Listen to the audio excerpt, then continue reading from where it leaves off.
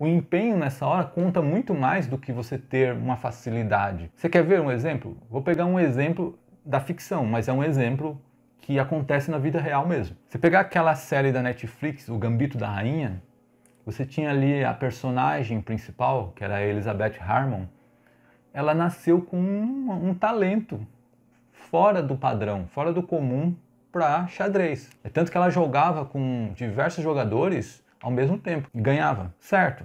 Ela nasceu com esse talento, só que ela jogava, num primeiro momento, até uma certa etapa da vida dela, ela jogava de forma intuitiva.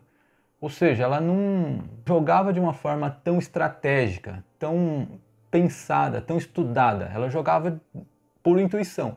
É tanto que algumas vezes em que ela estava diante de algum desafio, ela tomava ali aqueles tranquilizantes lá e ela via no teto lá as jogadas que ela precisava fazer. Quer dizer, não era uma coisa estratégica, estudada. E quando ela se deparou com um campeão americano, que era o Benny Watts, quando ela se deparou com esse campeão, que era um estudioso e não nasceu com talento como ela perdeu para ele.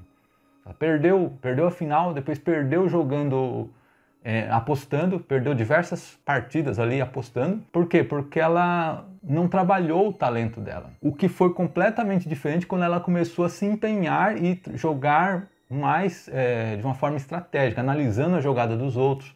Quando ela começou a estudar realmente e lapidar aquele dom, aí tudo mudou. Eu não vou falar mais para não dar mais spoiler do que eu já dei aqui, mas caso você queira assistir a série, o que eu estou querendo dizer é o seguinte: se uma pessoa que nasceu com um certo talento, ela não trabalhar aquele talento, a grande probabilidade é de que ela seja ultrapassada por pessoas mais esforçadas que ela. O próprio Ben, ele não nasceu com esse talento, isso é claro, porque depois quando... Eu não vou falar mais, senão eu vou acabar entregando o ouro aí da série todinha, mas... Num primeiro momento, ela perdeu para ele. E ele não era um cara talentoso como ela. Ele era um estudioso, ele estudava todas as jogadas. É tanto que houve momentos em que eles, conversando, ela perguntou para ele: ó, você fica analisando as jogadas depois delas terem acontecido? O que poderia ter feito, o que poderia não ter feito? Aí ele falou assim: ó, eu faço isso como todos os jogadores fazem. Só que ela não fazia isso. Porque ela...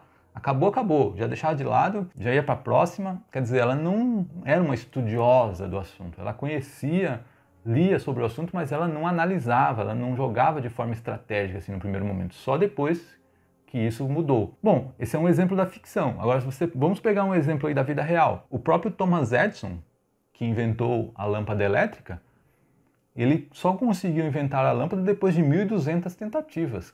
Caramba, isso é muita coisa. 1.200 tentativas, isso mostra que ele não era um cara que nasceu com aquele talento para física, ele foi um persistente. Isso é mais um exemplo de persistência, de empenho ali, trabalho duro, do que alguém que já nasceu com aquilo. Porque se ele já tivesse nascido com aquilo, com certeza ele não ia tentar 1.200 vezes. Ele ia muito menos, ele ia chegar na invenção muito mais rápido. Outros cientistas da época tentaram também. Mas só que eles não conseguiram desenvolver a lâmpada, porque eles não foram tão persistentes quanto Thomas Edison. É bem provável que entre esses outros que tentaram e não conseguiram, havia alguém talentoso lá no meio. Só que ele não foi tão persistente quanto Thomas Edison. Thomas Edison foi persistência além da conta, né? Um exemplo de perseverança. Eu posso te afirmar com toda segurança que não é só o talento, mas é o empenho. Então, para a redação não foge a regra. Se você se empenhar muito, num nível extremo, você pode até superar uma pessoa que tem o talento e não trabalhou com ele.